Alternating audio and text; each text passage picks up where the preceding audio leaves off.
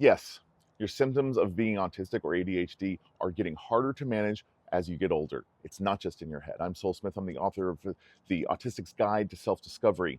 And a lot of people come to me as late identified ADHDers and or autistics because they notice lots of changes that are making life harder to manage.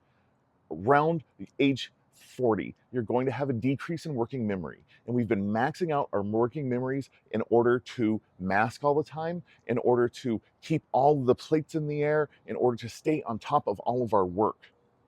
We also get more fatigued if we've been running on a lot of adrenaline because dopamine might be harder to chase. We end up cycling between dopamine and adrenaline in order to get our motivation to do things. And that cycle actually takes a toll on your cognition. And we don't recover from this as quickly when we're older than we did when we were younger.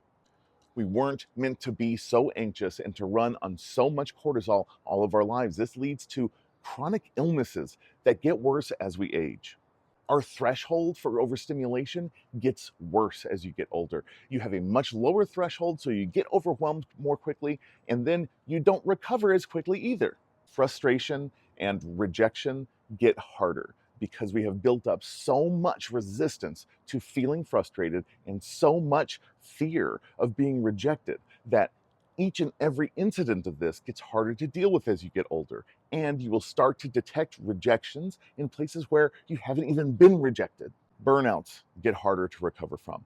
And it becomes much harder to then gain control of your life. Now, listen, it is not too late. It's time to do the work. This doesn't get better on its own. We have to change our environments. We have to change the way that we're interacting with our environments, and we need to better understand our challenges.